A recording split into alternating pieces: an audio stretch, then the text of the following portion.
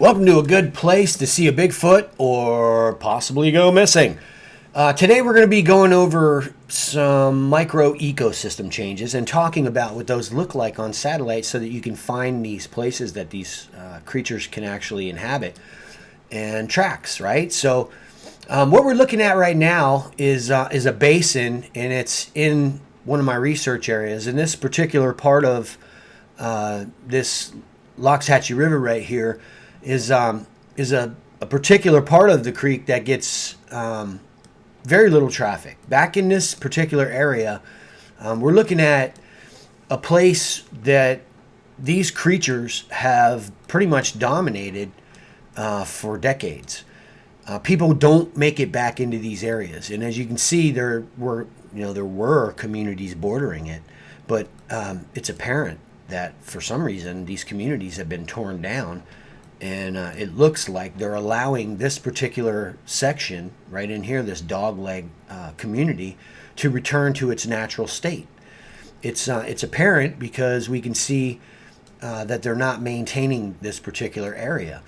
It's actually kind of fascinating to me when you have tens of millions of dollars worth of properties and a shortage of dry land in Florida that they'll undo these things. And why are they undoing this to allow this to go back?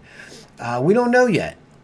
We have our suspicions. We think it involves the existence of the creatures, their shrinking habitat, and possibly where this community borders this area. This is the spot that I've been trying to get to for years because all of our data points to this being a stronghold of these hominoids in South Florida. This particular area has been untouched for decades. And that's one of the only areas, you know what I mean? So getting into this is, this has got water in it. There's a full canopy, but there's a creek underneath this. Can you imagine what's in here? These are the kind of situations that we look for. But as you can see, it's got communities all through it. And each one of these represents microecosystem changes within the borders of the communities, and we can see it, right? We're looking at all of this, and we don't understand the value for hominoid research, and so that's what we're talking about here.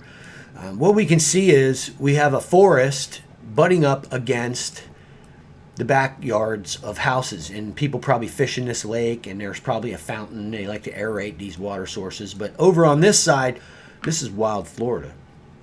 And we can see where the Army Corps came in and dug a ditch back here. But for reasons I don't know what's going on, it appears that it's been filled in. So we don't know what's going on in this particular area, but this is a microecosystem change, whether it's manufactured or not. We see prairie, and then we see forest. On the fringe of this is a good spot to look for tracks, and that's a microecosystem change. This right here is a microecosystem change, even though it's manufactured. It's going to have different plants than this prairie. There's going to be water-bearing bush along this bank. These are excellent research areas, even though they're surrounded by communities. The microecosystems are easy to see in these areas. We just need to take a look from satellite, and we'll be able to detect exactly where they are. So when we see a river basin, we know this is a microecosystem that is separate unto itself from everything around it. It's an elevation drop, first of all, down to the creek or the river, and that elevation drop represents density changes in the substrate. So where dry land is, you will have a greater density, and you'll have drier land. Now in Florida, we have this white sand in these higher elevations in South Florida, so you can see it. White sand all through this area. Do not dismiss this as habitat. It's a microecosystem change right through here. We see the dry and the elevation change, and now we've got pockets of water. So where this river basin pushes up closer to the road here, this is the area that you'd want to track in. Down in this area, because you're seeing that there's a road coming through, and that draws curiosity. It's also probably used at night. They're walking on this road. So the sides of this road more than likely has tracks in this soft sugar sand. This could be a good way to see how they're crossing the road, because walking on the side of the road for short distances, maybe in the daytime in the middle of nowhere, would feel comfortable to one of these guys every now and then, but we know their behaviors, right? So they're going to try to stay in concealment, and so you could find tracks that cross the road, sometimes maybe 20, 30 feet of tracks, and then back off the trail is what we find. But crossing the road, you'll see where they're going, and you'll be able to track them down into the microecosystem change. That's the value of these changes, right? You're going to follow the creatures. You'll find their signs of passing in these transition zones. You got the dry, elevated area. It might only be 2-3 feet from elevation change from this surface of this water to right here. It might be 6 to 10 feet. Might be 20 feet. Getting in here, boots on the ground, is how you tell. But I guarantee you, this elevation change that's forested, this is a good spot. This is what we're looking for. We're looking for the elevation changes and the density changes in the substrates, right? We're going to find it on hard ground. We don't find many tracks. You can find some here and there, but mostly the sign is real subtle on harder ground. You start getting into this transition, and you're going to find readable sign. That gives you the ability to track the creature much more efficiently. But I suspect that this particular area is occupied. We've got the olive drab of cypress. We've got palm trees. We've got banyan trees. This particular area, it's likely has the creatures in it. There is a road going to it, and you can see where it is. This basin, and all of this transition going to this dry area, the elevation change, this represents miles of trackable ground in the transition. Miles. And the creatures are going to be crossing. This is the area in the dry areas where you'll find dozens of rabbits. They dig, there's thousands of them, man. They're digging holes all through here. So this is rabbit hunting territory. Then we move into reptile eating country and snail eating country, because we're down in the creek basin and we can see water sources. The creatures have been documented on the BFRO as being seen in Grassy Waters Preserve eating at the base of cypress trees. I did investigations and found out that apple and kite snails regularly congregate in the mornings and in their life cycle underneath in the nooks of cypress trees. So we understand that, this is a guaranteed protein source. Snails are going nowhere. And so we've got this transition zone with rabbits, and then we start getting into the reptiles. Tortoise are in these areas as well. There's so much for these creatures to eat as far as the ground-dwelling stuff. We got mice in these prairies. We got rattlesnakes. This is one of the reasons we think we only see venomous snakes once or twice in a decade in these areas, including hiking through the transition zones where we should be seeing dozens of water moccasins. In the areas the hominoids occupy that we find tracks, gather our hair samples, and film these creatures, we find no venomous snakes.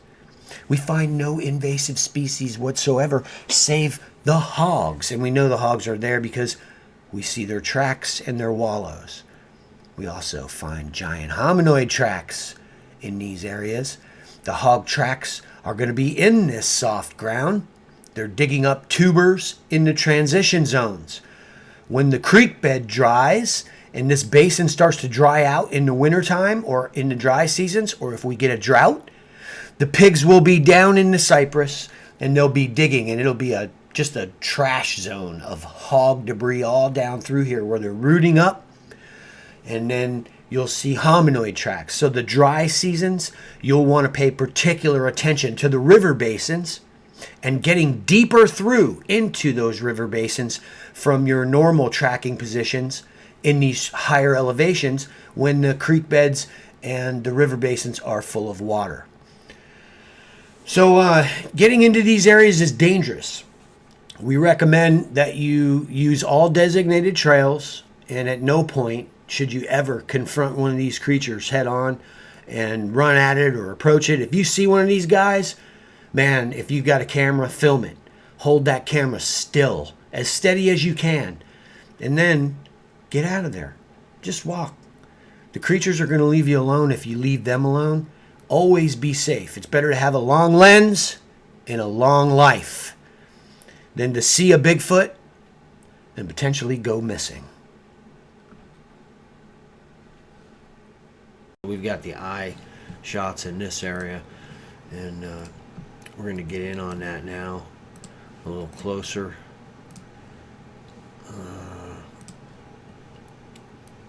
Let's do this. We know we've got our deer over here, and we can see this thing's eye. So here we have the brow, and we even get the wrinkle. You can see the wrinkle coming off this guy's brow, and then the cheek area is here and the nose. But looks like there's another one next to him. Better shot. Got the pupil there. See if we can brighten this up a little bit. And there we go. Now we can see. Here's the eye perfectly. You can see the wrinkle there. That's the anger lines in between. And the rest of his face is behind this sapling root coming down. And it appears that there are other ones, smaller ones. But they're all together and they're hiding. And this deer happens to be walking right where they're at. Like, what a coincidence. Look at the movement in the eye there. So we can see he's got, you can see there's a retina or a pupil there of some type. Probably a very large pupil. And then it appears that there's some lighter coloration possibly around it. So that could just be the pupil, but we can see also the wrinkles from the nose. Here's the nasal passage over here on the side. It comes up. This guy appears to have a bit of a human kind of a bulge in the middle. Some of these guys just have a split, and it's indented, and there are two nasal passages on an angle out the side. This one appears to have more of a human type nose. Just looking at him, make a little adjustment, see if we can get a little more data. We got a little more shading in there, so we can see that he's in there hiding. And this is, again, just one frame of many, so we're getting confirmation through movement. Looking at it, it's frightening, man. Let's get in on this frame here, and let's see if we get that eye a little bit better. It's going to take a second to render, but yeah, it looks like we did get the eye pretty good there. I don't know if that's a blank, but it's a couple frames of that thing's eye. I mean, you can see he's in there, It appears there's something next to him, but the data kind of fades at that point. Now, up in the front here, on this front part of the clip, I haven't even looked. So this will be the first time you guys can come with me, and we'll see what we got on this guy. Oh, boy. So he's large, man. And this is going to have to render, so let's make sure we get the right distance. We want to be able to see him really good. Let's get in close. There we go. Now, here he is here. We've got our deer behind the tree here, I think. Pretty sure. But this has to render, so let's move towards the front of it and see if we can get to where it's already been rendered. Yeah, right here. Here's the front of it. Oh, we're out of the crop. So down here a little bit further is where we need to be. So starting at this end, we're going to have to readjust.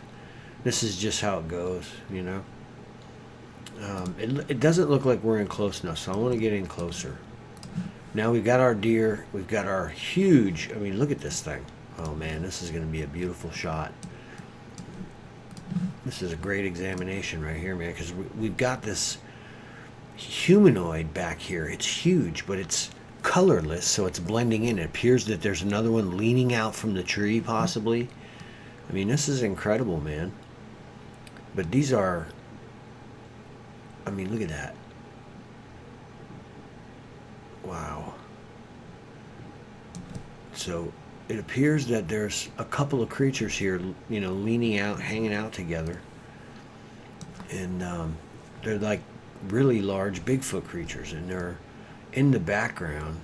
And I can't really get clear frames until the camera kind of settles down. This is going to be where we first start to see the real clear frames, and we're going to have to make an adjustment because the camera's moving. So This is it. This is the iPad. So, but we can see he's right here. And what's going on an angle here? Is this somebody? I mean, what is this? Wow, look at this. Wow. Yeah, let's get in. See, I'm moving the camera, so we have to constantly adjust. It's pretty big right there. We should be able to see it. If it develops right there, we're getting a little bit of that eye slope, the isosceles triangle kind of thing. Make another adjustment. Keep on chasing it. Let's see, huge head right there. And that's that same head from that frame.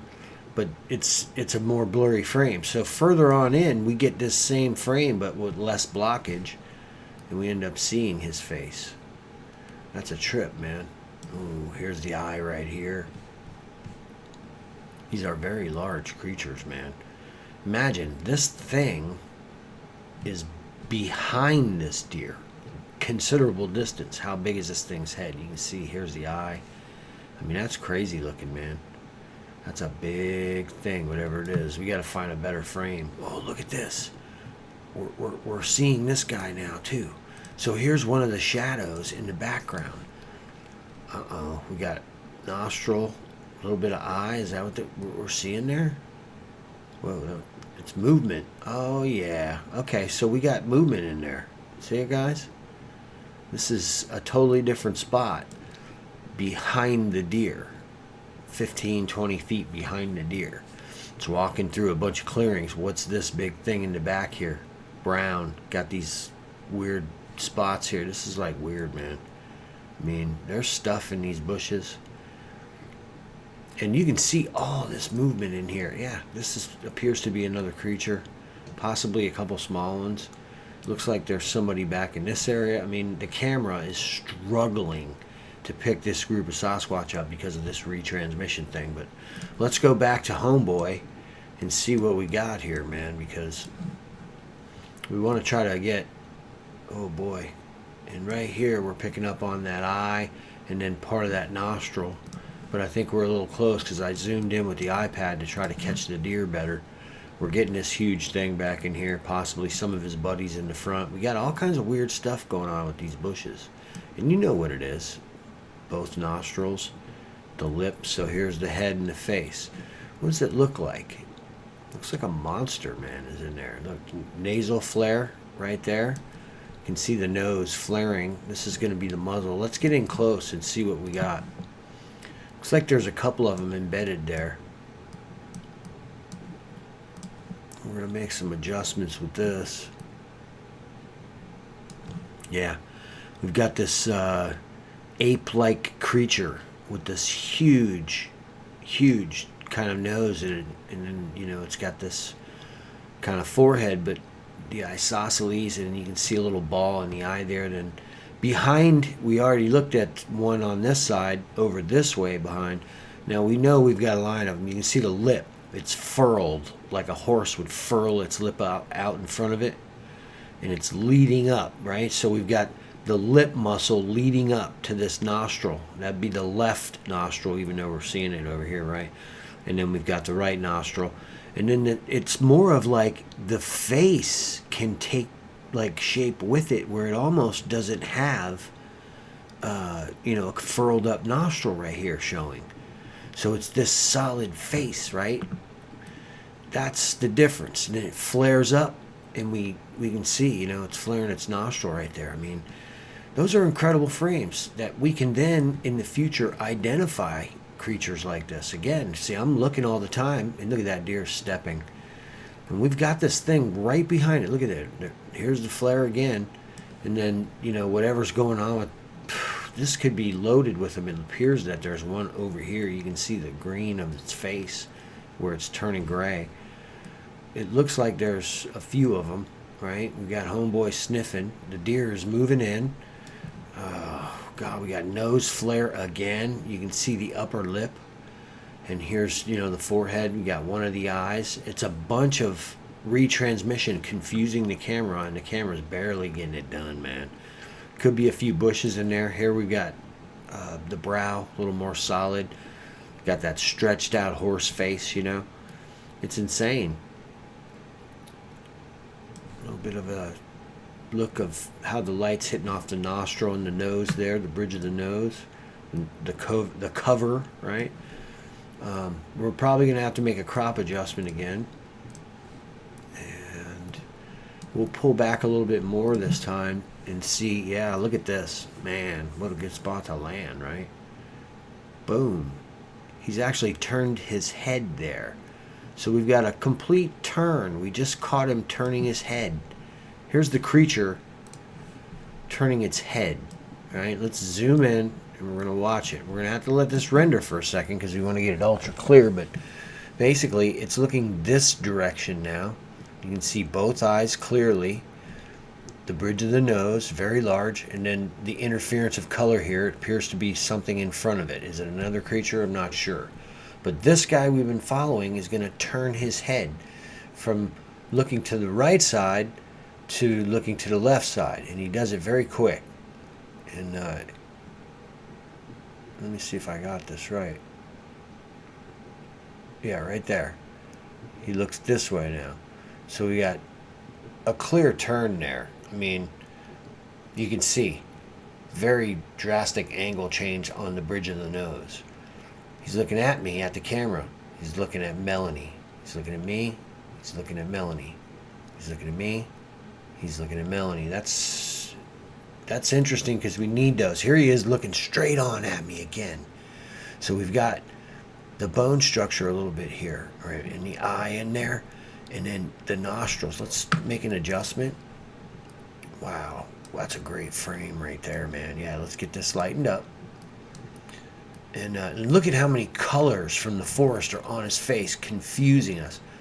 The lip line, right? There's something in front of it over here, but what it is we got nose and then the other eye's right here.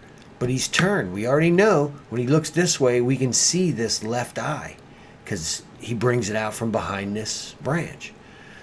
So we're looking straight on right there. He tried to do it right there, almost turn his head again or moving fast in a weird way. But there he is, both eyes, right? Bridge of the nose, weird looking. Is it a dog creature? I don't know, man, because it changes so many different ways. It has kind of a snout, but it's more of a nose. Because if we go back to the beginning here, and we look at that one frame where is it? It was like right in here somewhere, where we actually get to see that this thing. Let me see if I can find it. Should be, there it is right there. Okay, so this frame right here we've looked at earlier. I had to zoom back in, unfortunately, but it shows us a very different looking. So we have soft tissue variation galore. That's flexion. That's a lot of muscle on this guy's face. Got that isosceles, and then you can see where the rise for the corner of this other left eye is right there, and then the cheek comes down a little bit right here, under eye area on both sides. Again, we've got that line from muscle and a pursed lip. He looks like the Grinch that stole Christmas in this particular frame. It's insanity, because if you look at the size of his head, how big is this creature when it stands up around this deer? Enormous. Thanks for watching, guys. Be sure to subscribe and turn on your notifications for everything. YouTube will turn it all off, so check it once a month or so, man. If you're on Patreon, update your apps. You're missing out. They won't send you notifications. I load tons of content there every single week, just like this. Even better, man. I just arbitrarily threw this clip in to see if there was anything to it, because we've been seeing things embedded in the footage from the spring. And this was one of the first clips I looked at. And we've got you-know-who hanging out there. Let's look at one of the better frames. Here he is in a different position. How about this one? Here he is right here, and you can see his whole face. Looks like he's like a balding clown kind of guy. Like, you remember this guy here? Yeah. Looks like this kind, right? Balding. You can see bald. The nose, all that stuff right there, man. That's crazy, isn't it? But there it is. Looking at what we've got here, we've got quite a bit in front of us to work on. This end here, I've screwed around, and you can see, man, he's right here. He's like right here, blending in the achromatic individual, and there's probably a couple of small ones with him, but the deer is right here, man. And it walks behind this tree, but there's a whole row of these creatures. And I think if we weren't there, it's highly likely that this big bald individual, we see his eye right here, looks like a big giant Halloween mask. Yeah, that's what. And then they're all behind, and the deer's walking in. I mean, this is crazy. So, it's one of the situations that inevitably, if you research, you're going to get yourself into this.